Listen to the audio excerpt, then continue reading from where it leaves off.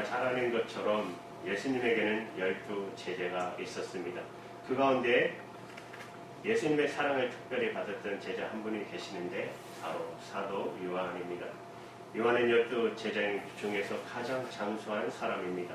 요한 3서를 기록할 때만 해도 요한의 나이가 거의 90세를 넘어가는 고령이었던 것을 우리는 알고 있습니다. 요한이 평생 주님의 복음을 위해서 사역하면서 많은 제자들이 생겼어요. 영적 제자들이 생겼습니다. 저 전도사 때 청년 사역을 할 때가 있었습니다. 그때 참 재밌었어요. 이제 유학생들, 이렇게 좀 집안에서 돌볼 수 없는 애들 와가지고 같이 집에서 예배보고 찬양하고 조건이 하나 딱 갖췄죠. 1시간 예배 안 드리면 밥 없다. 그래서 삼겹살 파티하면서 한 3년간을 보냈더니 한 2명으로 시작했는데 한 20명 정도 됐어요. 이제 애들이 다 공부 마치고 다 갔는데 참 잘 됐어요. 의사도 있고 지금 뭐 치과 의사도 있고 변호사도 있고 가끔씩 편지해요. 잘 계시냐고. 뭐 지금 각자 이제 다 결혼해가지고 참 잘 살고 있는데 참 좋은 것 같아요. 청년들이 순수하니까 말씀이 금방 들어가고 얼마나 잘 신앙생활을 잘하고 있는지 모릅니다. 그 마음에 요한이 늘 마음에 남아있는 거 생각할 때마다 감사하고 또 기쁘고 마음이 가는 사람이 하나 있었는데 그분이 바로 가요라는 사람입니다. 오늘 우리 요한 3서는 바로 이 가요에게 요한이 고령의 몸으로 편지를 써낸 내용이 담겨 있습니다. 짧은 편지예요. 이 갈리오를 요한이 생각할 때마다 축복하고 싶은 마음이 생겼어요. 그래서 그 편지 서두부터 축복이 나오지 않습니까? 요한 3서 1장 2절의 말씀을 보십시오. 사랑하는 자여 내 영혼이 잘된 같이 내가 범사에 잘되고 강건하기를 간구하노라. 우리말로 요약하면 이런 말이에요. 영혼이 강건해지기를 바라노라. 육신이 강건하기를 원하노라. 범사에 형통하기를 원하노라 하는 말입니다. 이것은 우리가 이 세상을 살아갈 동안 행복을 추구하기 위해서 꼭 갖춰야 될 절대 요건처럼 흔히 생각을 하지 않습니까? 그만큼 소중한 것이죠. 요한이 가요에게 축복하고 싶은 내용은 하나님께서 오늘 저와 여러분 우리를 통해서 축복하고 싶은 내용인 것입니다. 그렇기 때문에 성경에 기록해 놓고 우리가 수시로 묵상하면서 하나님이 나를 이렇게 축복해 주시기를 원하시는구나. 내 영혼이 잘되기를 원하시는구나. 내 육신이 강건하기를 원하시는구나. 내가 하는 모든 일의 범사일들이 형통하시기를 하나님이 원하시는가 하는 것을 우리가 늘 마음에 기억하고 또 볼 수 있도록 이렇게 기록해 놓으신 것입니다. 그러므로 이 말씀은 바로 하나님이 우리를 향하신 축복의 내용인 것입니다. 하나님은 우리의 영혼만 건강하는 것으로 만족하지 않으세요. 하나님은 우리의 육신도 건강하시기를 원하십니다. 하나님은 성도들이 이 세상에서 가난하기만 원하지 않으십니다. 형통하시기를 원하십니다. 이게 하나님의 마음입니다. 믿으십니까? 그리고 또 하나 이 말씀을 통해서 우리가 명심할 사실이 있습니다. 내 영혼이 잘된 같이 범사에 잘되고 육신이 강건하기를 원하노라. 내 영혼이 잘된 같이 이 말씀 속에 담겨있는 여러분 그 이면에 담겨있는 말씀의 뜻을 우리가 읽을 수 있어야 합니다. 하나님은 우리의 영혼이 잘되는 사람이 육신도 건강하고 범사에 형통하기를 원하시지 영혼이 잘되지 못하고 영혼이 병들어 있는 사람이 육신이 건강한 것 하나님 별로 안 좋아하십니다. 영혼이 제대로 서지 있지 못하면서 그저 만사 형통해가지고 세상에서 그저 자신만만하게 사는 것 주님이 원하시는 삶이 아닙니다. 하나님이 원하시는 것은 먼저 영혼이 잘될 때 다른 것들이 잘되기를 원하시는 것입니다. 여러분 이 점을 분명히 기억하셔야 합니다. 그러니까 내 영혼이 잘된 같이 그 말씀은 내 영혼이 잘되는 것을 보니 범사에 잘되기를 원하노라.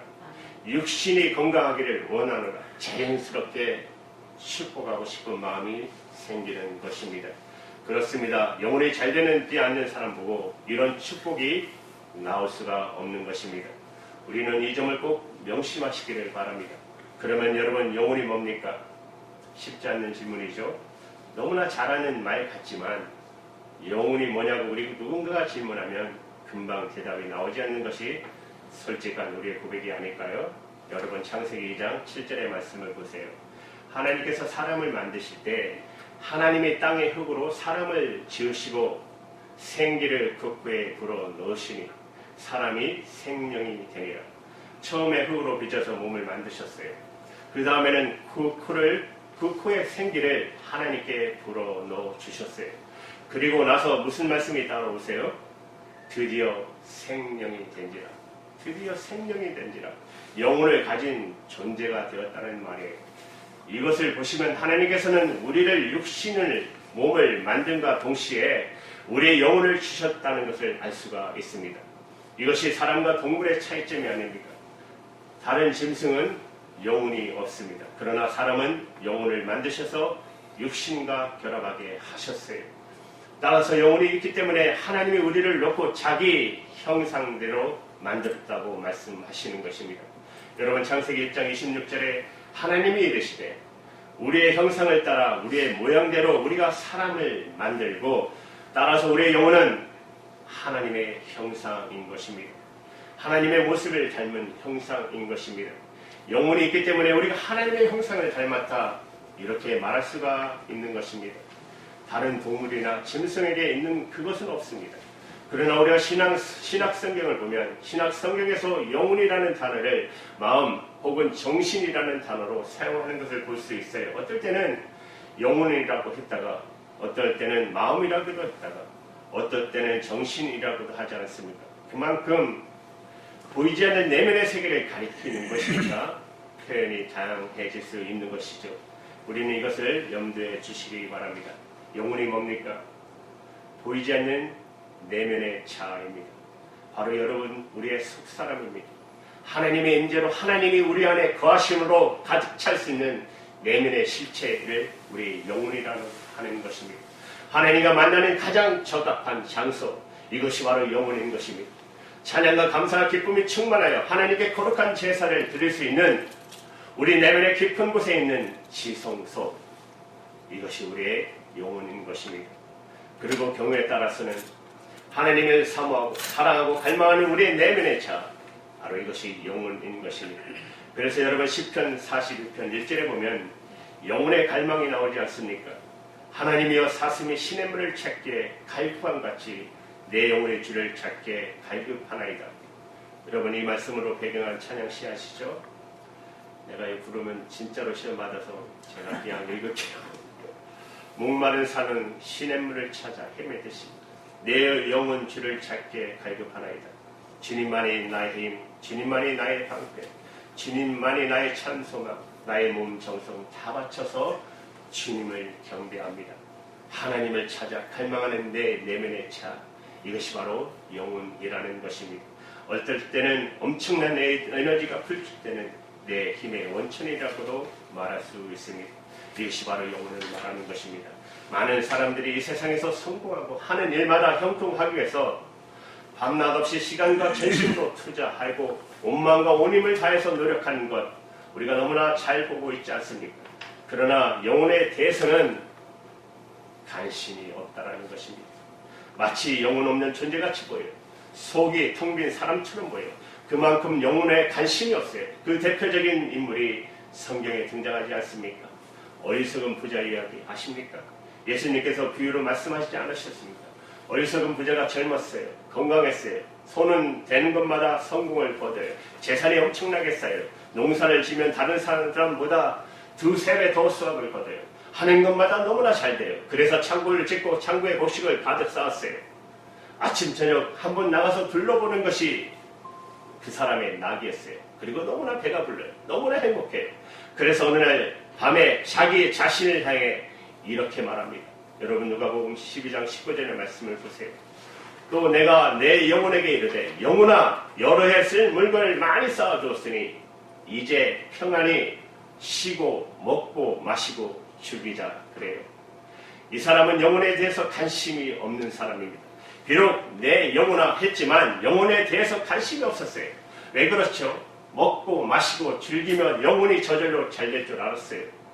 그러니까 몸만 육신만 위하면은 영혼은 저절로 따라온다고 생각한 것입니다.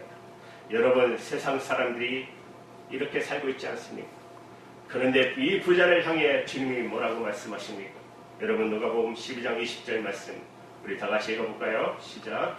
하나님이 이르시되 어리석은 자여 오늘 밤에 내 영혼을 도로 찾으리니 그러면 내 준비한 것이 누구의 것이 되겠느냐 하셨으니, 다시 말하는 이 바보 같은 자야, 이 어리석은 자야, 오늘 밤 내가 내 영혼을 부르겠다. 그렇다면 내가 쌓아놓은 재물 누구 것이 되겠느냐. 여러분 그렇죠.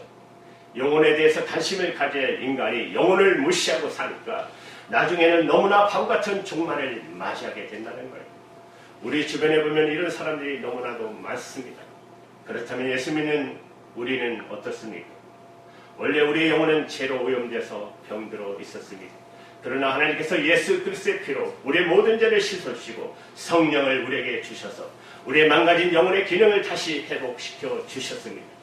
그래서 우리의 영혼은 정상을 찾았습니다. 여러분 예수를 믿으십니까? 그러면 여러분의 영혼은 정상입니다.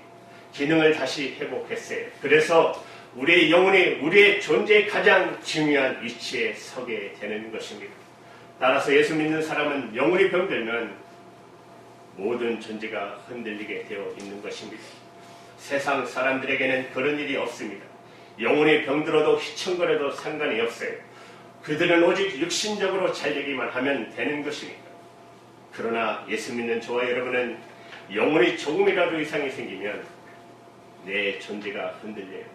이것을 느끼지 못하면 그 사람은 예수 믿는 사람 아닙니다. 하나님 자녀가 아닙니다. 영혼이 제대로 기능해서 영혼이 제대로 건강해서 하나님과 올바른 관계를 유지할 때만이 우리의 존재가 행복해질 수 있고 우리의 삶이 건강하게 되는 것입니다. 이만큼 예수 믿는 성도들에게 있어서는 영혼은 가장 중요한 위치에 있는 것입니다. 사랑하는 여러분, 어떨 때는 우리 영혼이 강건합니다. 그러나 어떨 때는 우리 영혼이 이상이 생길 때가 있습니다. 세상에서 살기 때문에 그렇습니다. 육신을 믿고 살기 때문에 그래요. 그러므로 우리가 항상 내 영혼이 강건한가, 내 영혼이 잘 되고 있는가 늘 진단하면서 우리 자신을 돌아봐야 할 것입니다. 여러분의 영혼은 건강합니까? 여러분의 영혼에 이상이 없으십니까? 여러분 한번 같이 진단해 볼까요? 잠깐 세 가지 한번 진단해 볼게요. 첫 번째로 내가 하나님으로 인해 즐거워하는지를 생각해 보시기 바랍니다. 우리가 잘 아는 것 같이 아담과 하와가 에덴 동산에서 행복한 나날을 보낼 때 하나님과 매일 만나지 않았습니까? 그들에게는 하나님이 제일 기쁨이었고 행복이었어요. 하나님이 다가오는 음성만 들리면 아담과 하와는 어린아이처럼 달려가서 하나님의 품에 안겼어요. 그것이 에덴 동산의 행복이었어요. 그러나 사단의 유혹을 받아서 아담과 하와가 죄를 용납하자마자 선악과를 따먹고 나자 영혼이 죄로 오염되어 버렸어요. 영혼의 이생이 생긴 것입니다. 그 결과 나타난 제일 첫 번째 증상이 뭔지요? 하나님이신 거예요. 하나님이 다가오는 소리만 들려도 기겁을 하고 두 사람이 손을 잡고 하나님을 피해 나무 밑에 숨어버렸어요. 영혼이 건강하지 못하면 아담과 하와가 있었던 이 증상이 우리에게 나타나게 되어 있습니다. 하나님이 귀찮아지기 시작합니다. 두 번째 진단할 것은 건강하고 형통할 때 내 마음이 세상으로 기울지 않나 하는 것을 여러분 생각해 보시기 바랍니다. 대부분 사람들은 일단 세상에 태어나서 한 인생을 건강하게 사는 것입니다. 그리고 또 그들 가운데 많은 사람들이 소위 세상에서 이야기하듯이 성공하는 사람입니다. 자기 목표를 한 대로 어떤 목표를 달성하기도 하고 또 어떨 때는 자기 능력의 이상 여러 가지 형통함을 맛보면서 세상을 살게 됩니다. 또 예수 잘 믿는 사람 가운데서 하나님의 복을 주셔서 건강하고 또 가정도 편안하고 하는 일마다 형통해서 하나님 참 보시기에 좋은 사람들도 있어요. 그런데요, 이렇게 젊고 건강하고 형통할 때 내 마음이 세상으로 기울지 않나 한번 생각해 보시기 바랍니다. 열의 아홉은 그렇게 될 확률이 굉장히 많습니다. 내가 병들었을 때는 하나님 없으면 못 살 것 같이 매달리지 않습니까? 내가 가난할 때는 세상에 정주진하고 오직 내 마음을 하나님의 사랑을 위해 십자가를 위해서 나를 위해 죽으신 예수님께 드리지 않았습니까?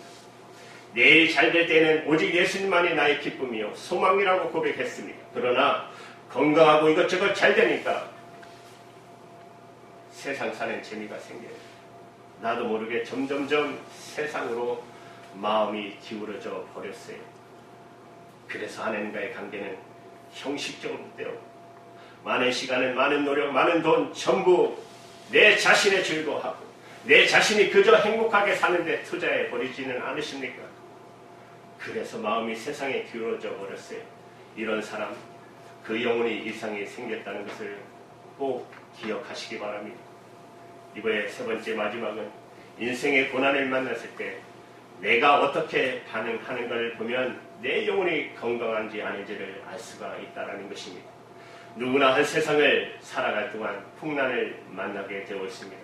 간혹 보면 그저 엄마 배에서 태어났을 때도 마칠 때까지 풍란이 뭔지 모르는 인생도 있어요. 그러나 그런 사람은 소수의 사람일 것입니다. 그리고 그런 사람은 우리가 부러워하거나 행복한 사람은 아닙니다. 왜? 영적으로 그것은 소망이 없는 사람입니다. 하나님께서 사랑하는 사람은 때를 따라 인생의 풍란을 만나게 해주시는 것을 봅니다. 풍란은 위기입니다.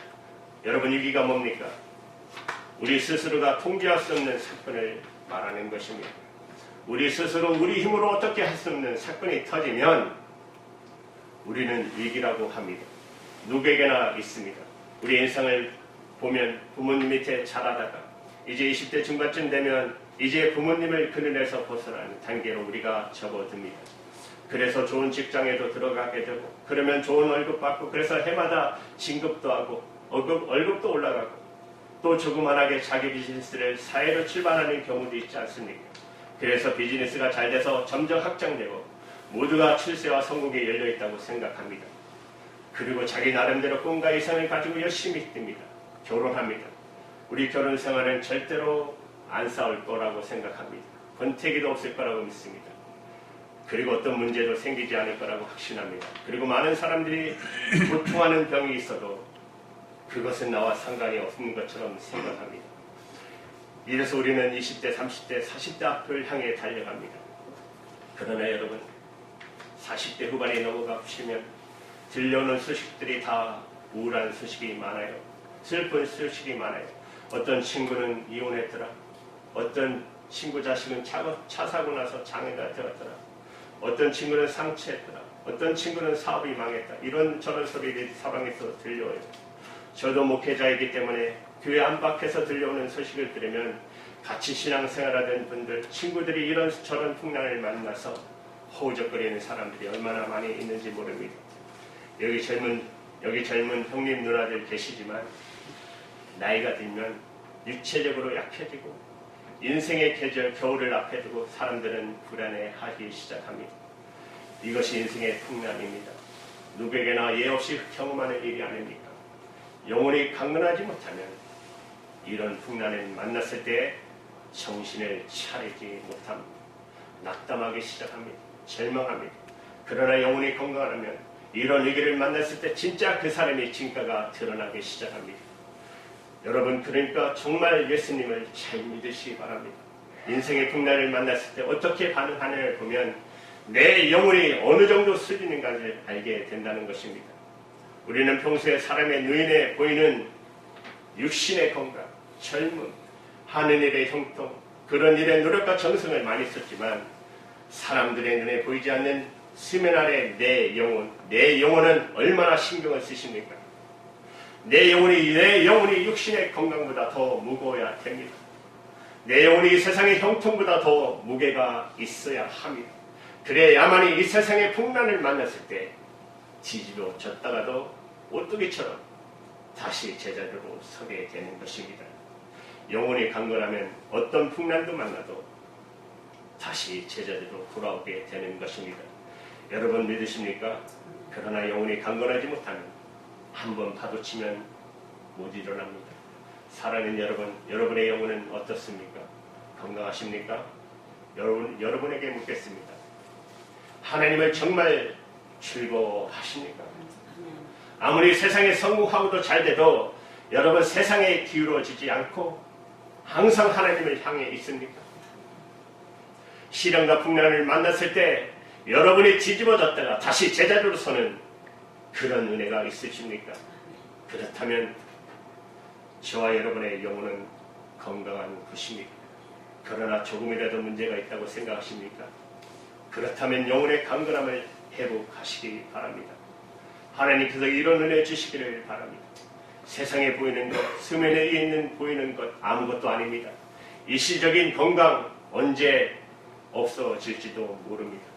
내가 아무리 재산을 많이 가지고 있다고 해도 아무것도 아닙니다. 언제 사라질지 모릅니다. 중요한 것은 사람 눈에 보이지 않는 내 영혼의 건강, 내 영혼의 안전함에 있습니다.